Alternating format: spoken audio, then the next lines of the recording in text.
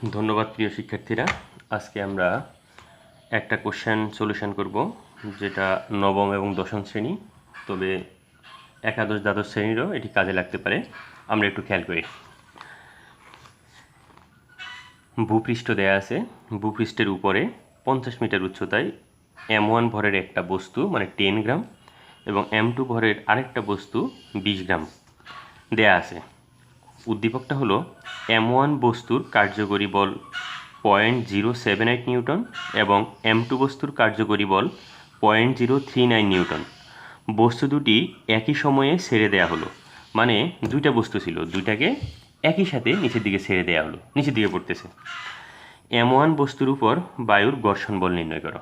এখন এই ঘর্ষণ বল আর কার্যকরী বল এটা আগে একটু খেয়াল করতে হবে। কার্যকরী বলটা আসলে কি, ধরো একটু খেয়াল করো।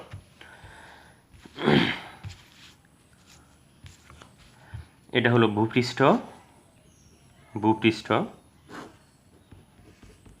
এখান থেকে একটা বস্তুকে ছেড়ে দেওয়া হলো, নিচের দিকে যাচ্ছে। বস্তুর ভর যদি m হয়, তাহলে নিচের দিকে ক্রিয়ারত বল হবে mg। এই পরিমাণ বলে সে নিচের দিকে যাচ্ছে। এখন বস্তু যদি নিচের দিকে আসে, সাধারণত উপর থেকে নিচে পড়ার ক্ষেত্রে, বা এই যে উপর থেকে নিচে পড়ার ক্ষেত্রে একটা বস্তুর নিচ থেকে একটা বাধাদানকারী বল ক্রিয়া করে, নিচ থেকে উপরের দিকে একটা বাধাদানকারী বল ক্রিয়া করে। এখানে বলছে, ধর আমরা দিলাম বায়ুর বাধা, এই বায়ুটা এখানে বাধা দিবে, তাহলে বায়ু বাধা দিল। এখন আমরা বলি, ধরো একটা বস্তু আছে, এই বস্তু এর উপর এদিক থেকে একটা বল প্রয়োগ করলাম 10 নিউটন। এখন বিপরীত দিক থেকে যদি 1 নিউটন বল ক্রিয়া করে, তাহলে এই বস্তুর উপর ক্রিয়ারত লব্ধি বল বা নিট বল বা কার্যকরী বল হবে এই দুইটা বলের বিয়োগফলের সমান। আমরা কই থেকে পাইছি? ওই যে কোনো বস্তুর উপর দুটি বল যদি বিপরীতে ক্রিয়া করে, তখন লব্ধি বল হবে এদের বিয়োগফলের সমান। তাহলে আমরা যদি বলি এই বস্তুটা নিচের দিকে পড়তেছে mg বলে, বায়ুর বাধা হলো আমরা ধরলাম F1 পরিমাণ, তাহলে আমরা এক্ষেত্রে কী লিখতে পারি? যে ওজন মাইনাস বায়ুর বাধা F1 ইকুয়াল টু কার্যকরী বল, এটুকু আমরা লিখতে পারি। এখন এবার আমরা আমাদের কোশ্চেনে চলে যাই। দেখো বলছে M1 বস্তুর উপর বায়ুর ঘর্ষণ বল নির্ণয় করো, কিন্তু কোশ্চেনে কার্যকর বল দেয়া আছে। তাহলে কার্যকর বল যদি দেয়া থাকে, তাহলে আমরা ঘর্ষণ বল বের করব। তাহলে এখানে ঘর্ষণ বল কীভাবে বের করব? যে বস্তুর ওজন থেকে বায়ুর বাধা মানে ঘর্ষণ বল বাদ গেলে সেটা আমরা কার্যকরী বল পাব। আমরা দেওয়া আছে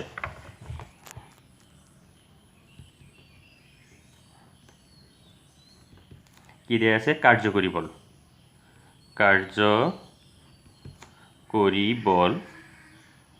ইকুয়াল টু 0.078 নিউটন। আমাদের ঘর্ষণ বল নির্ণয় করতে হবে। এখন আর কি দেয়া আছে? ভর দেয়া আছে, ভর M1 equal to 10 gram equal to 10 গুণ 10⁻³ কেজি। আচ্ছা, তাহলে আমরা এখন শর্ত মতে লিখতে পারি, কি লিখতে পারি? বস্তুর ওজন কত? M1g মাইনাস ঘর্ষণ বল ইকুয়াল টু কার্যকরী বল।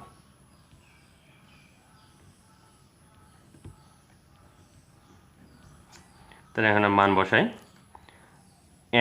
M1 কত? একে যদি আমরা একটু ফ্র্যাকশন করে নিই, 10 গুণ 10⁻³ 0.01 কেজি। ওকে, তাহলে এখন আমরা M1 0.01 ইন্টু জি হলো কত? 9.8 মাইনাস ঘর্ষণ বলের মান ধরলাম F ইকুয়াল টু কার্যকরী বল F ধরলাম ফ্রিকশনাল ফোর্স, কার্যকরী বল কত? 0.078।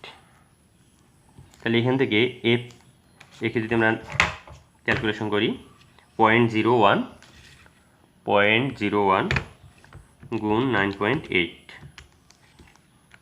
Equal to 0.098 minus F F equal two 0.078। তাহলে এখান থেকে এফ এফ সমান কী হবে? এফ এফ তাহলে 0.098 মাইনাস 0.078,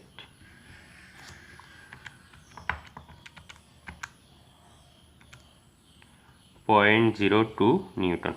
তাহলে বস্তুটির উপর ক্রিয়ারত ঘর্ষণ বলের মান হবে 0.02 নিউটন। আচ্ছা, এবার আমাদের কোশ্চেন শেষ এটা। এখন আমাদের পরে কোশ্চেনে যাই, কোন বস্তুটি আগে ভূমিতে পৌঁছাবে? এখন আমরা একটু আবার আগে কোশ্চেনে আসি। এই বস্তুটি এখান থেকে ছেড়ে দেওয়া হয়েছে, এই বস্তুটি এখান থেকে ছেড়ে দেওয়া হয়েছে। এখন যদি বস্তুটির উপর কোনো ধরনের কোনো ঘর্ষণ বল ক্রিয়া না করতো তাহলে সেটা জি ত্বরণে পড়তো, কিন্তু এখন তো ঘর্ষণ বল ক্রিয়া করে, তাই সে জি ত্বরণে না পড়ে একটি ভিন্ন ত্বরণে পড়বে। এখন আমাদের যদি ত্বরণের মানটা আমরা বের করতে পারি দুই বস্তুর ক্ষেত্রে, তাহলে আমরা সরাসরি সূত্র লিখতে পারি যে আমরা পড়ন্ত বস্তুর ক্ষেত্রে সূত্র জানি S equal to half GT square. এখন বস্তুটা তার জি ত্বরণে পড়ছে না, দেখো এই বস্তুটা যদি ঘর্ষণ বল না থাকতো তাহলে জি ত্বরণে পড়তো, কিন্তু এখন তো ঘর্ষণ বল আছে তাই জি ত্বরণে পড়বে না, আমরা ধরলাম সেটা জি প্রাইম ত্বরণে পড়বে। আমরা ধরলাম কত ত্বরণে? জি প্রাইম ত্বরণে। তাহলে জি প্রাইম ত্বরণে যদি পড়ে, এখন আমাদের জি প্রাইম ত্বরণের মান বের করতে হবে। তাহলে দেখো প্রথম বস্তুর ত্বরণ বের করব, আবার দ্বিতীয় বস্তুর ত্বরণ বের করব। আচ্ছা, তাহলে প্রথম বস্তুর ত্বরণ নির্ণয়, প্রথম বস্তুর ত্বরণ কীভাবে নির্ণয় করব? যে আমরা কার্যকরী বল সমান এম প্রাইম জি। কার্যকরী বল কি? যে প্রথম বস্তুর উপর নিট যে বল ক্রিয়া করে, প্রথম বস্তুর ভর আর পরিবর্তিত ত্বরণ জি প্রাইম। তাহলে জি প্রাইম সমান লিখতে পারি কার্যকরী বল বাই M1 ইকুয়াল টু, আমরা মান বসালাম, তাহলে এটা ক্যালকুলেশন করলে 0.078 divided by 0.01, sorry 0.078 divided by 0.01, 7.8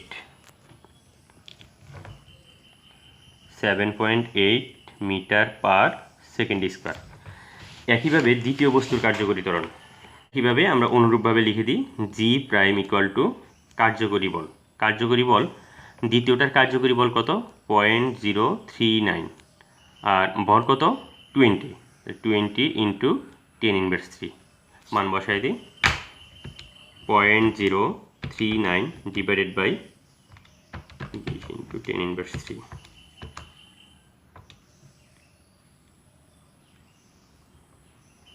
0.039 divided by 1.95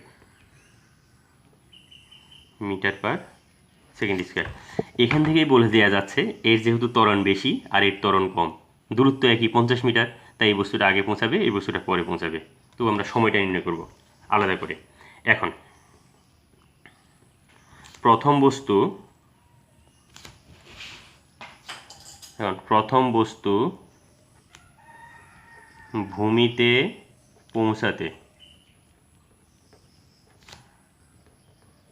সময় t1 হলে s ইকুয়াল টু হাফ, এটারে ডাবল প্রাইম ধরে যায়, হাফ জি প্রাইম t1। তাহলে এখান থেকে আমরা t1 এর মান নির্ণয় করতে পারি 2h বাই 2, উপরে চলে গেছে জি প্রাইম নিচে, জি প্রাইম। এখন মান বসাই দিই, 2 ইন্টু h হলো 50 আর জি প্রাইম হলো 7.8,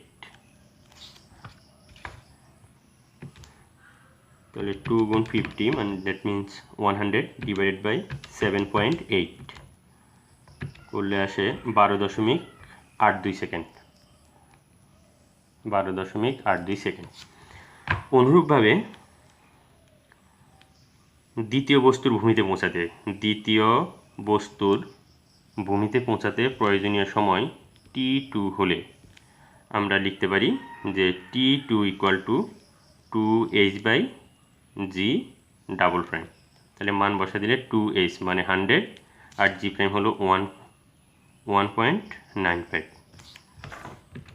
তাহলে 100 ডিভাইডেড বাই 1.95 বলে আসে 51.3 সেকেন্ড, 51.3 সেকেন্ড। তাহলে এখান থেকেই বোঝা যাচ্ছে, দেখো তো এই প্রথম বস্তুটা ভূমিতে পৌঁছাতে সময় লাগে 12.82 সেকেন্ড, আর দ্বিতীয় বস্তুটা ভূমিতে পৌঁছাতে সময় লাগে 51.3 সেকেন্ড। তাহলে আমরা কোনটা বলবো? যে কোন বস্তুটি আগে ভূমিতে পৌঁছাবে। তাহলে আমরা বলতে পারি যেহেতু T1 is greater than T2, তাই প্রথম বস্তুটি আগে ভূমিতে পৌঁছাবে।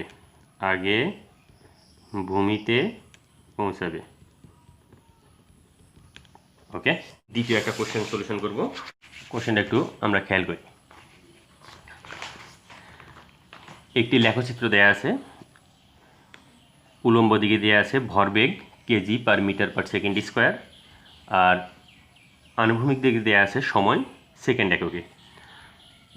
উদ্দীপকে বলা আছে 10 কেজি ভরের একটি বস্তুর ভরবেগ সময় লেখচিত্র।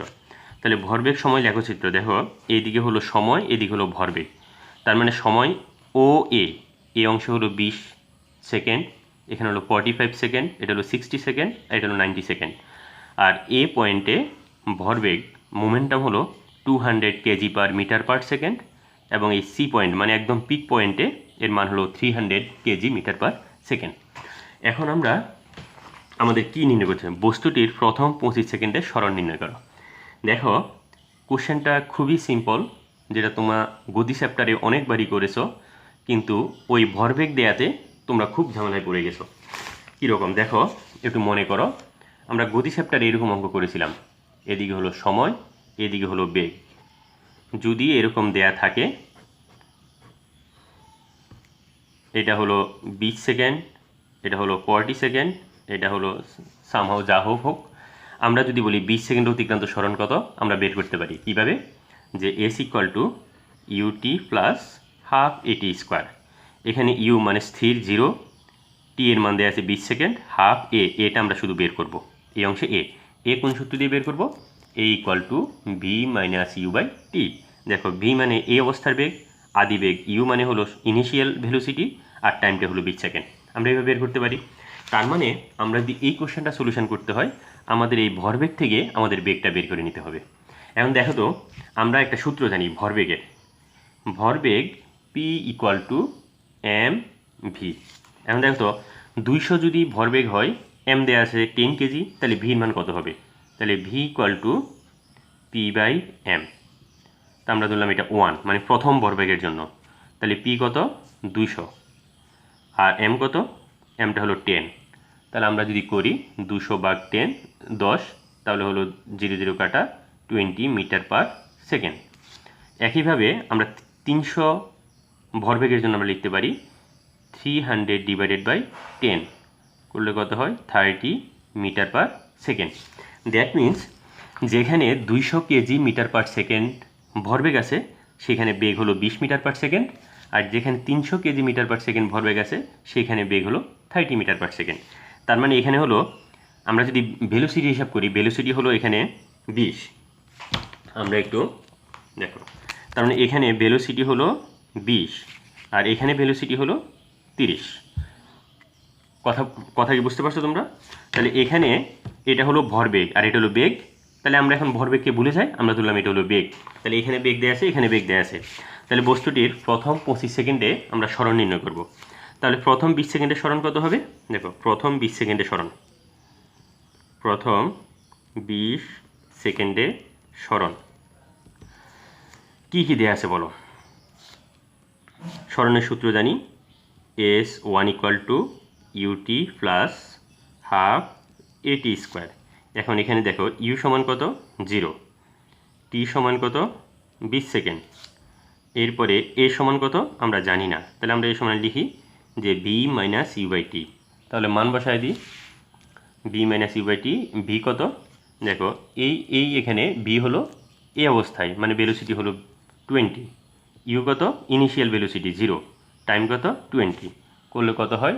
1 মিটার পার সেকেন্ড স্কোয়ার। আচ্ছা, তাহলে ত্বরণ হয়ে গেল। তাহলে আমরা সরণ বের করে ফেলি। ইউ হলো 0, টি প্লাস হাফ এ হলো 1, আর টি স্কোয়ার হলো 20 স্কোয়ার।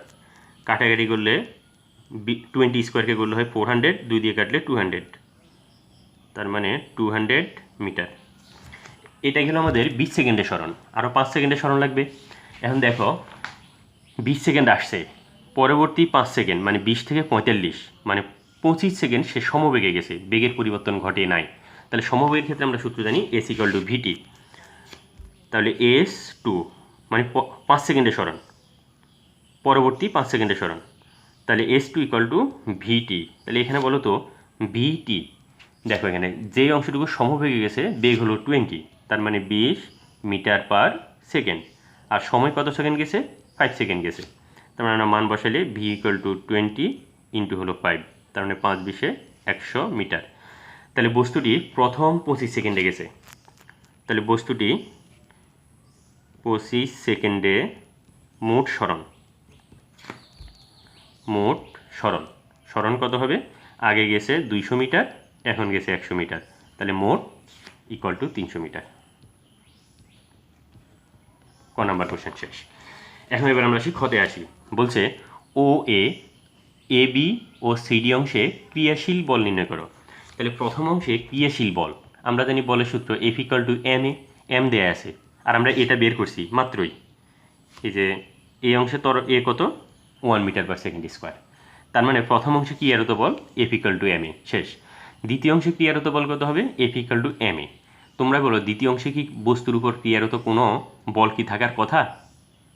থাকার কথা না। কেন? কারণ আমরা জানি বস্তুর উপর বলের ক্রিয়া করলে তার গতির পরিবর্তন হবে, কিন্তু এই ক্ষেত্রে তার গতির পরিবর্তন হয় নাই, মানে বেগের পরিবর্তন হয় নাই। যেহেতু বেগের পরিবর্তন হয় নাই, তাই এই অংশে ক্রিয়ারত বল হলো 0। পরবর্তীতে সিডি অংশে ক্রিয়ারত বল এফ ইকুয়াল টু এম দেয়া আছে, এটা আমরা মন্দনটা বের করে নিব। এ ইকুয়াল টু কত? V minus u by t. তাহলে প্রথম অংশে মানে ও এ অংশে ক্রিয়ারত বল F O A equal to m কত? 10, আর এ কত? 1, মানে 10 নিউটন। এখন আমরা দ্বিতীয় অংশে বের করব এফ এ বি। এ অংশে ক্রিয়ারত বল আমরা সূত্র জানি F equal to M a. এখন এখানে বলো তো এম সমান দেয়া আছে 10 কেজি, কোনো সমস্যা নেই। এ সমান কত? এ সমান হলো B minus u by t.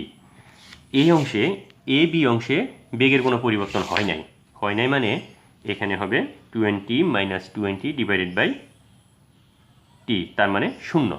তাহলে এই অংশে যেহেতু ত্বরণ নাই, তাহলে এর মান হবে কত? 0, কারণ এম এর মান 10, এর মান হলো 0। আচ্ছা, এখন এর শেষ ধাপে F C D equal to আমরা সূত্র কি জানি? M a. এখন আমরা এটা নির্ণয় করব। এখানে এটা কত হবে?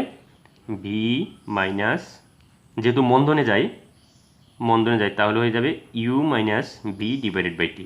এখন বলো ইউ কত? দেখো এখানে ইউ হলো এই পয়েন্টের মান, ইউ হলো 30, আর এখানে শেষ বেগ বি হলো 0, তার মানে 30 মাইনাস 0 ডিভাইডেড বাই টি কত সময়? 60 থেকে 90, মানে 90 মাইনাস 60 মানে 30 সেকেন্ড। তার মানে আমরা লিখতে পারি যে ইউটা হলো 30, বি হলো 0, টি হলো 30, তার মানে 1 মিটার পার সেকেন্ড স্কোয়ার। এখন আমরা মান বসাই দিই যে F equal to m equal to 10 into a equal to হলো 1 ইকুয়াল টু 10 নিউটন। তাহলে দেখো প্রথম অংশে ক্রিয়ারত বল 10 নিউটন, দ্বিতীয় অংশে কোনো বল ক্রিয়া করে নাই, আর তৃতীয় অংশে ক্রিয়ারত বলের মান হলো 10 নিউটন। এটি হলো। এখন আমরা গাণিতিকভাবে কি লিখব? যেহেতু কোশ্চেন বলছে ক্রিয়াশীল বল নির্ণয় করো, শুধু আমরা বলে দিব এই বলের মানগুলো এত এত এবং এত। পরবর্তী ভিডিও পাওয়ার জন্য চ্যানেলটি অবশ্যই সাবস্ক্রাইব করে রাখবে। ধন্যবাদ সবাইকে।